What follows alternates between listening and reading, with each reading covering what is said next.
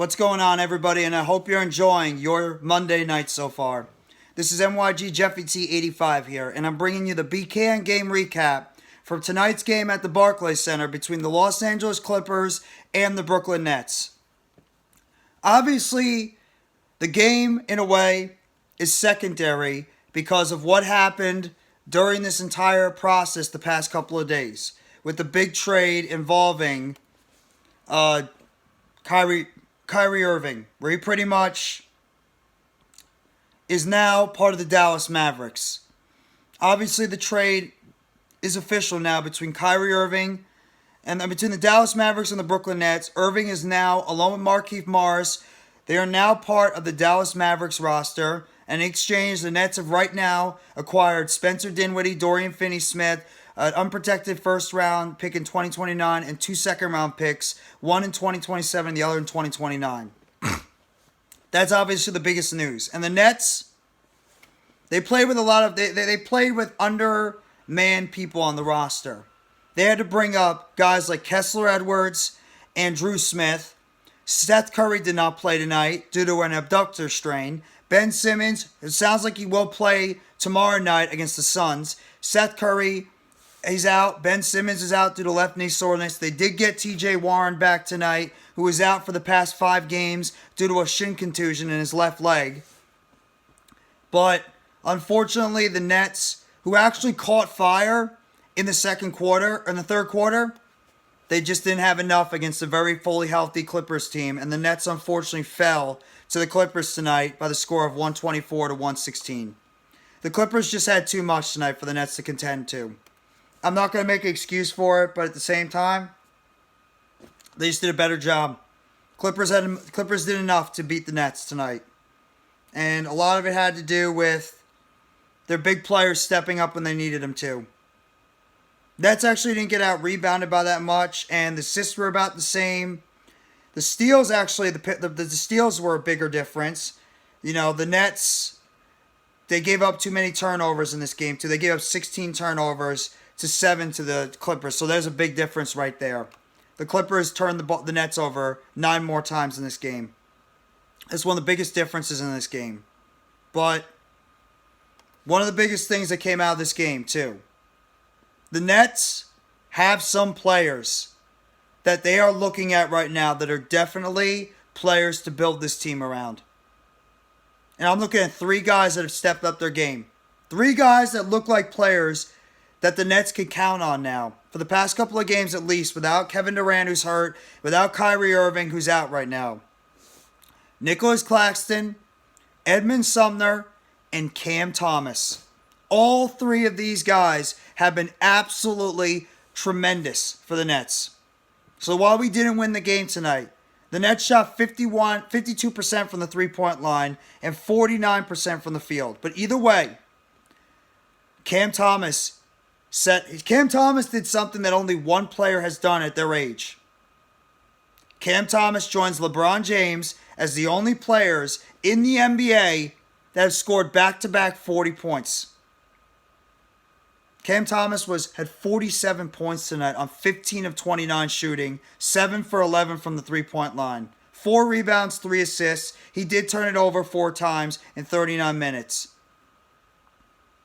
The biggest benefactor of Kyrie Irving being traded has been the unleashing of Cam Thomas. And he's going out there and he's lighting it up right now offensively. Back-to-back 40-plus games. Only LeBron James has done that in the NBA history at their age of 21 years old or younger.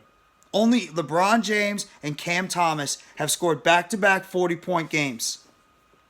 Thomas has been lighting it up. Absolutely lighting it up from the floor offensively. And I couldn't be happier from this kid for getting an opportunity.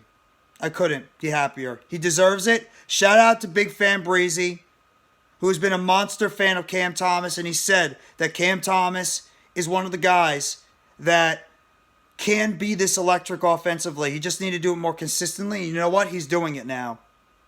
But he's scored back-to-back 40-plus points. Also, Edmund Sumner. And shout out to NYG22, Unpopular Opinion Sports. Talked about Sumner and Thomas as well. about both these guys maybe being answers offensively. Sumner was also very good. 23 points on 9 of 17 shooting, 2 of 3 from the three-point line, 5 assists, 5 rebounds, 3 assists. He did have 5 personal fouls, but he did score 23 points in 33 minutes. And then how about Nicolas Claxton? Claxton did turn the ball over 4 times, but in 36 minutes, he was 5 of 8 from the field, 16 rebounds, 1 assist, 2 steals, 3 blocks, 15 points. The Nets are being led right now by 3 young players. And I will give my roses to Royce O'Neal. He was very good too. 5 of 9 from the field, 5 of 7 from the three-point line, 15 points, 3 assists, 1 rebound. That's offensively. Defensively, they did struggle in terms of turning the basketball over. I will say that. They turned the ball over way too much. Between Claxton, Thomas, and O'Neal, 11 turnovers. You can't have that. Those 3 players combined turned the ball over 11 times. So I will take away from what they did. Offensively, they did turn the ball over way too much. They had more turnovers together than the Clippers did as a whole. So they got to do a better job taking care of the basketball. But offensively, Thomas, Sumner, and Claxton are looking like keepers right now. Especially Thomas and Claxton. These guys right now are the future of your team, in my opinion. They are the future of this basketball team.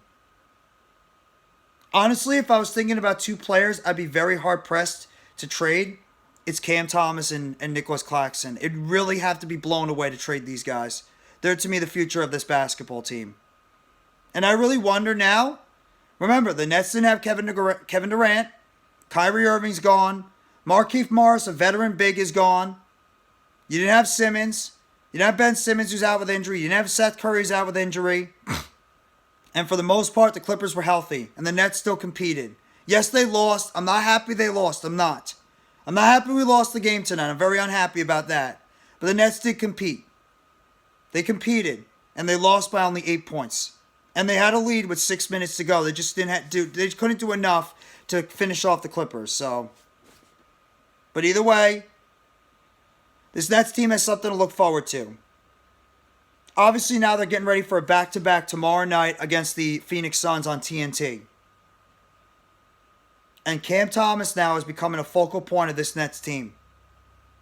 You don't have to know if the Nets are building him up for a potential trade, or is Cam Thomas making himself a key player to this team? And what does Kevin Durant think? I know how much Kevin Durant really likes Cam Thomas. Cam Thomas has pretty much been under Kevin Durant's wing this whole time. And obviously the organization knows how they feel about Claxton. And Sumner is really playing good basketball since he's taken over at the point guard position. In terms of the bench, another reason why we lost, the bench did nothing. TJ Warren was the only source of any bench production for the Nets. That's it. 8 points from Warren in 12 minutes, 4 of 6 shooting. Otherwise the only other bench player that scored was Drew Smith, who was called up from the G League in this game as an emergency backup because of the Nets lacking in players due to injury and the trade with Kyrie Irving. The bench gave him nothing tonight. So I think the biggest reason why the Nets lost tonight is because of the fact that they turned the ball over too much. They gave up way too many points in the paint. And also the lack of bench production. The bench production was bad compared to what the Clippers did. Nolan Powell gave him 14. Reggie Jackson scored 12. Those 2 players combined scored 26 points. Then you add Batum's 9, that's 35. And then Kennard's 3, that's 38 points.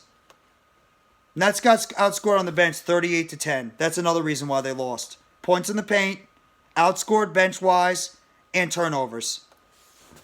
Nets got to clean that up going into this game tomorrow night against the Phoenix Suns. But either way, I'm going to give praise to Cam Thomas, Edmund Sumner, Nicolas Claxton, and in a way to Royce O'Neal. All 4 of them played very good games tonight.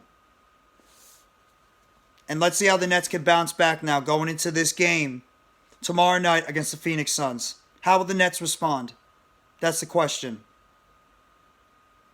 So I want you guys to let me know in the comment section what you thought about tonight's loss. I'm not happy about the loss, like I said.